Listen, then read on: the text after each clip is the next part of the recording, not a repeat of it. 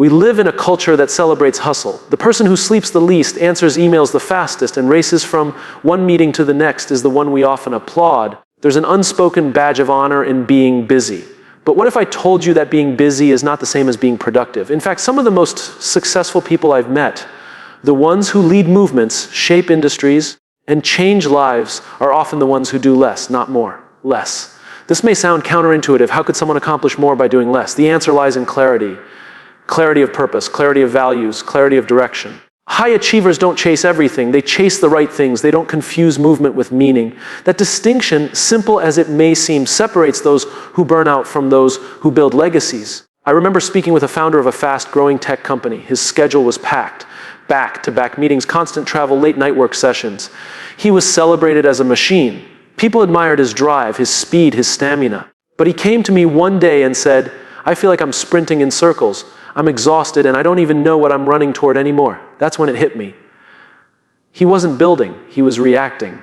He wasn't leading, he was coping, he wasn't productive, he was just busy. So many of us fall into this trap. We fill our calendars. We chase goals without pausing to ask whether they align with our deeper purpose. We check boxes. We confuse urgency with importance. And the more we do, the more we assume we're making progress. But what good is progress if it's taking us in the wrong direction? The most effective people I know build buffers into their day. They leave space to think, reflect, and breathe. They don't attend every meeting. They don't answer every message instantly. They aren't in a rush to respond because they're more focused on being thoughtful than being fast. They prioritize quality over quantity, depth over breadth. A high achiever understands that true productivity isn't about doing more things. It's about doing the right things well. It's about being intentional. It's about knowing your mission so clearly that you're willing to say no to good things in order to stay committed to great things. When you have that kind of clarity, decisions become easier. Distractions lose their power, and your work begins to matter more. But here's the hard part: slowing down feels wrong. It feels lazy. It feels indulgent. That's the lie we've been sold. We've been conditioned to think that worth is tied to output, that success is earned through constant motion. But leadership, real leadership, is not about how fast you go. It's about how deeply you think, how intentionally you act, and how consistently you show up for what matters most. One of the biggest lessons I've learned is that time is not our most precious resource. Attention is, we all have the same 24 hours, but what we give our attention to, that's what shapes our lives. High achievers protect their attention like it's gold. They're selective about what they let into their mental space. They focus on outcomes, not optics. They don't need to be seen as busy to feel valuable. They're secure enough to pursue meaningful results over visible effort. A senior executive I worked with once told me something I'll never forget. He said, I finally realized that my calendar was running me, not the other way around. He started blocking out time to walk, to think, to sit with his team and talk about why they were doing what they were doing, not just how to get it done. Over time, his team became more aligned, less reactive, more creative, because he wasn't just pushing them to do more. He was inspiring them to think deeper. This is the invisible discipline of great achievers. They make space for strategy, not just execution. They know that purpose doesn't scream, it whispers. And if your day is too loud, you'll never hear it. So what does this mean for you? It means you may need to disappoint some people. You may need to cancel a few meetings. You might have to step back from the endless notifications and noise. You may need to give yourself permission to be still, not because you're lazy, but because you're committed to something greater than urgency. You're committed to impact. Don't wear busy like a badge. It's not noble. It's not a metric of value. It's often a mask hiding confusion, fear, or lack of direction. And it's okay to admit that. It's okay to acknowledge that you don't have to do everything. The world won't end if you take an hour to think. In fact, the most important breakthroughs often come when we slow down enough to hear ourselves think. You don't need to hustle harder. You need to lead smarter. That starts with asking yourself one simple question every day. Am I moving with purpose or just moving? Because high achievers don't just avoid wasting time. They avoid wasting themselves. They value their energy, their focus, their mission. They know that success isn't built by being everywhere. It's built by being present where it counts. So the next time you feel overwhelmed, the next time you feel like you're running but getting nowhere, pause. Breathe, and remember, success isn't measured by how full your calendar is. It's measured by how aligned your actions are with your purpose. You have nothing to prove by being busy, but you have everything to gain by being intentional. That's what separates high achievers from everyone else. They don't just do more, they do what matters. There's a moment in every ambitious person's journey when they start hesitating, not because they don't care, but because they care too much. They wait, they revise, they hold back. They think, it's not ready yet, or I'll launch it when it's perfect. And then a week turns into a month, a project turns into a burden, and momentum quietly dies in the name of perfection. This is one of the quiet killers of success. We don't often name it for what it is. Perfection sounds noble. It sounds like high standards. It sounds like craftsmanship and excellence. But more often than not, perfection is just fear in disguise. Fear of judgment, fear of failing, fear of being seen as less than what we promised. And so we stall. We wait for the perfect version of our work, of ourselves. And it never comes. The irony is that every great achievement, every impactful product, every revolutionary idea started as something messy, something incomplete, something raw, because real leadership is not born from things being polished. It's born from things being honest. Progress is what transforms. Perfection only delays. I once worked with a brilliant designer who was stuck in a loop. She had developed this incredible prototype for a new user experience, intuitive, clean, empathetic. She poured her heart into it. But every time it got close to launch, she pulled back. I just need to fix a few more details, she would say. The font spacing still feels off. The transition is not smooth enough. Months passed, then a year, and someone else launched something similar, not as good, not as refined, but they were brave enough to go first. They took the risk, they learned in real time, and they won. This is the painful truth. The world doesn't reward perfection. It rewards courage. It rewards movement. It rewards people who are willing to be seen before they feel completely ready. You don't lead by being flawless. You lead by going first. Progress is messy. It's inconsistent. It's filled with detours, reworks, and mistakes. But it's also alive. It evolves. It breathes. Perfection, on the other hand, is sterile. It's rigid. It stays stuck in our notebooks and hard drives because it's never quite good enough to be shared. High achievers understand this. They don't wait until the plan is airtight before they act. They know that clarity comes from movement, not stillness. They believe that action is the best kind of feedback. And iteration is better than hesitation. We're told to get it right the first time. But that's not how innovation works. That's not how growth works. The greatest leaders and creators stumble, adjust, and keep going. They fail forward. They learn faster by letting go of perfection and choosing to show up. And it's not just about launching a product or writing a book. It's in everyday decisions, giving feedback to someone on your team, speaking up in a meeting, asking for help. So many people stay silent, stay stuck, stay hidden, because they're trying to get the moment just right. But the perfect time, it never arrives. There's only now. There's only courage or delay. When we obsess over perfection, we forget the people we're trying to serve. We make it about us, about our image, about our pride. But leadership is not about being impressive. It's about being useful. And being useful means sharing what you have, even if it's not finished. Especially if it's not finished. There's something powerful about seeing a leader who is honest about where they are, who invites others into the process, who's willing to let the work speak even while it's evolving. That kind of vulnerability builds trust. That kind of authenticity builds momentum. That kind of leadership builds culture. Progress requires trust. Trust in the mission, trust in your team, and most of all, trust in yourself. Trust that you can handle the feedback, that you'll adapt, that you'll grow. That the first version doesn't have to be the final one, and that version 2 will be better not because you waited longer, but because you were brave enough to begin. If you're waiting for the perfect idea, the perfect plan, the perfect pitch, it's time to reconsider what success really means to you. Because perfection is not the path to success. Progress is. Success is not about avoiding mistakes. It's about learning from them. It's not about getting it all right. It's about getting it moving. We tend to overestimate what people expect from us. We think they want the perfect answer, the polished response, the seamless delivery. But what they really want is sincerity, direction, action. They want to see that you're committed, that you care, that you're willing to build in front of them instead of hiding behind a mask of preparation. I've sat with CEOs who were terrified to speak honestly to their teams because they didn't have everything figured out. I've watched creatives withhold their work for fear that it would be criticized. And I've seen young professionals not speak up because they thought their voice wasn't polished enough. And every time the result is the same: silence, paralysis, regret. So here's a different way to think about it. What if you stopped aiming to be perfect and started aiming to be real? What if your goal wasn't flawless execution but meaningful contribution? What if the question you asked wasn't, is it perfect? But, is it useful? There's a freedom that comes with choosing progress, a lightness, a momentum. It invites you to take the first step. And once that first step is taken, the next one becomes easier. The voice becomes stronger.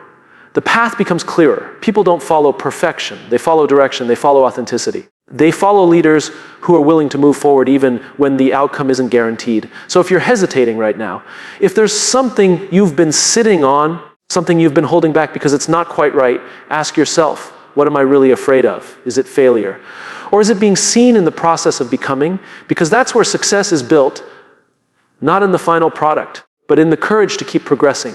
Perfection is a finish line that keeps moving, but progress gives you a place to start. And the sooner you start, the sooner you grow, the sooner you serve, the sooner you lead. Let go of perfect. Start with what you have. Show up, iterate, adjust, improve, because the people who make the biggest difference aren't the ones who waited until they were flawless. They're the ones who showed up anyway. We're taught from a young age that saying yes is how we get ahead. Say yes to opportunities. Say yes to challenges.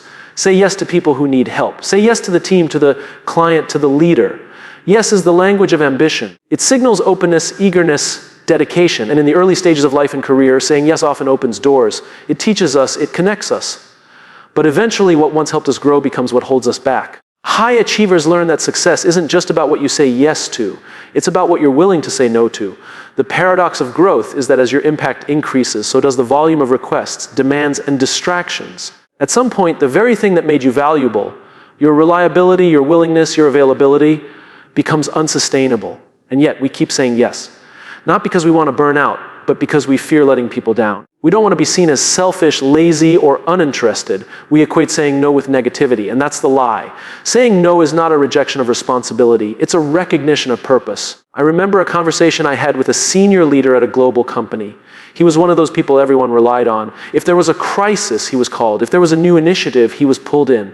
He had 12 direct reports, sat on multiple committees, traveled nonstop, and still somehow made time to mentor younger staff. On the outside, he looked like a model leader. But inside, he was drained. He told me, I feel like I'm saying yes to everyone except myself. And the worst part is, I've lost sight of what I actually want to be building. That's the danger. When we say yes to everything, we lose the ability to say yes to the right things.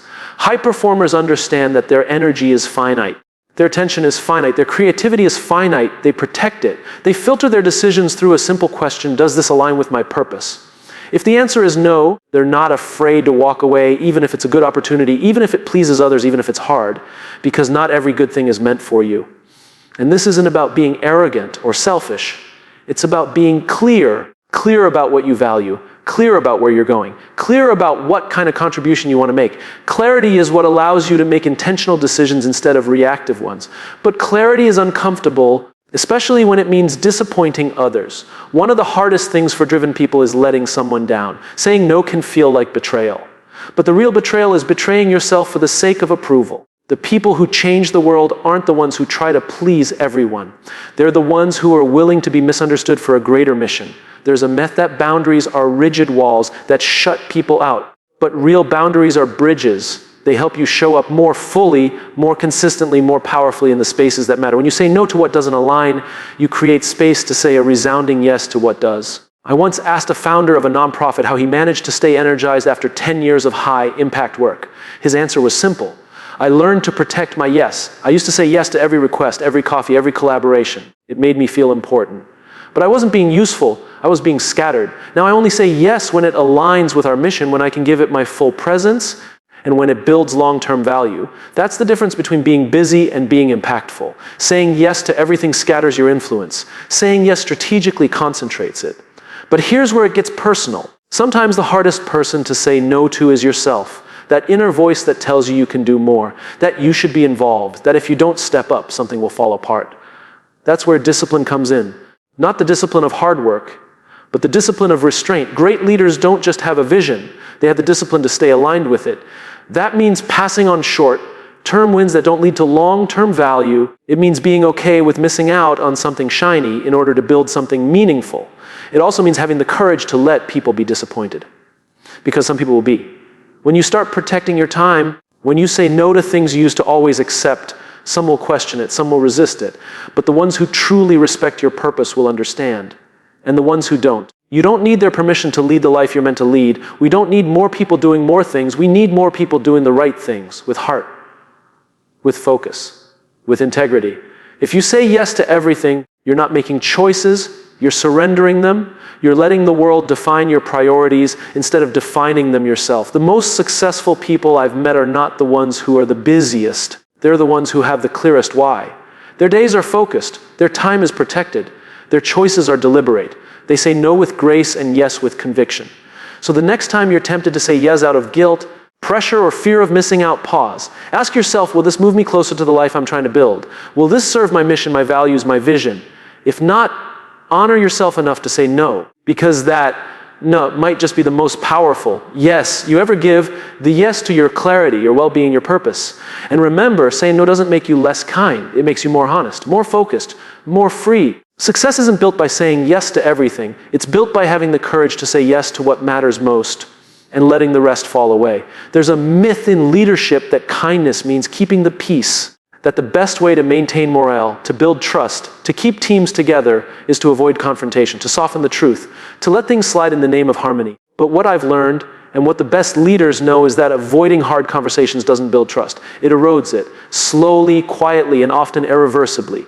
The most dangerous things in any relationship, team, or organization are not the loud arguments. It's the things left unsaid, the assumptions, the resentments, the slow accumulation of unspoken truths. We avoid these conversations because they're uncomfortable.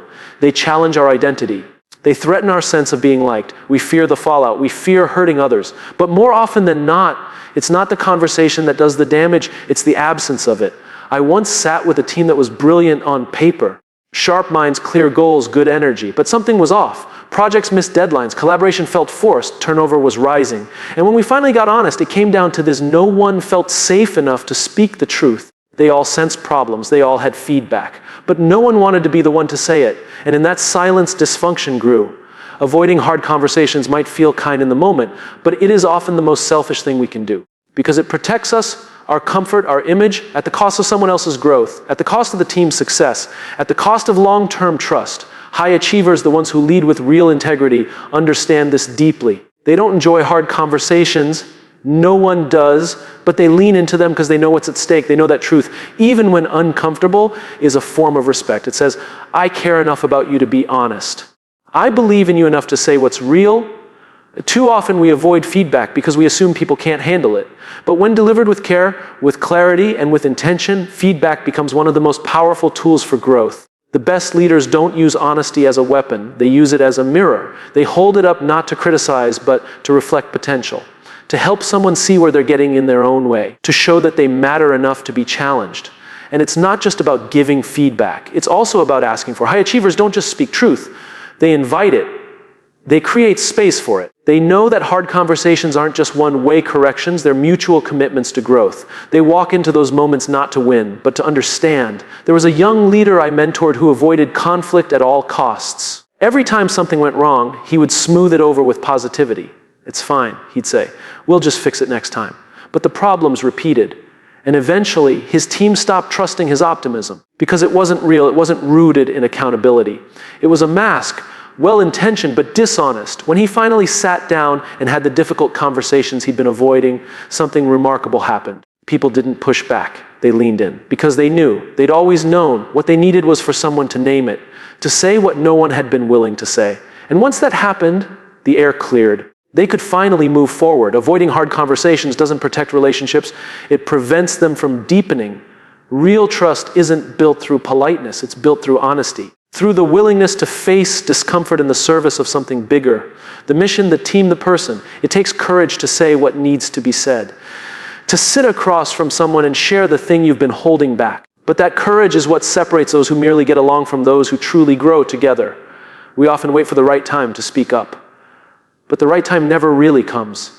There's always another deadline, another excuse, another fear, and while we wait, the tension grows, the opportunity slips, the damage compounds. High achievers don't wait for the perfect moment. They create space for the necessary one. And yes, there's a risk. Not every hard conversation will go smoothly. Some will get messy. Some will hurt. Some may even change the relationship forever. But the alternative, a life of unspoken truths, of passive resentment, of pretending everything is okay when it's not, that's far more costly. We need to normalize truth-telling. We need to redefine what leadership looks like, not as someone who has all the answers, but as someone who's willing to have the hard conversations when it counts. And it's not just in teams or organizations. It's in friendships, partnerships, families. The same principles apply. Silence doesn't keep things stable. It just postpones the fracture. If something matters, a behavior, a boundary, a mistake, a dream, it deserves a voice. I remember a mentor once told me, if you want to go fast, avoid conflict. But if you want to go far, get good at it. That stuck with me because I've seen how much energy gets wasted avoiding what we know we need to say, and I've seen how much clarity, connection, and momentum gets unlocked when we finally say it. The people who lead well, not just in title but in spirit, are the ones who can look someone in the eye and speak the truth with empathy, who don't run from tension but enter it with humility, who understand that discomfort is not a sign of danger, it's a signal of growth. If you're avoiding a conversation right now, if there's someone you're thinking of as you read this, take a breath. Ask yourself what you're afraid of, and then ask yourself what's at risk if you keep avoiding it. Because the truth might be hard, but the consequences of silence are often harder. Say what needs to be said. Not to hurt, not to win, but to move forward. Because real leaders don't avoid hard conversations. They build trust through them. There's a scoreboard in every industry revenue. Followers, promotions, awards. We track numbers because they're tangible. They make us feel in control. They give us something to chase. And let's be honest, it feels good to win. But somewhere along the way, we started mistaking these numbers for success itself. We started believing that what we can measure is all that matters. And that's where things start to fall apart. Because when we measure success only by outcomes, we miss the most important parts of the journey. We overlook the process. We forget the people. We neglect the why behind the what. High achievers, the ones who sustain impact over time, know that real success isn't just what you accomplish. It's how you accomplish it. It's who you become in the process. It's what you leave behind when the numbers fade. I once worked with a founder who had just sold his company for millions. By every traditional metric, he had won. Big, he had the exit, the press, the validation. But when I met him, he looked tired, disconnected, lost.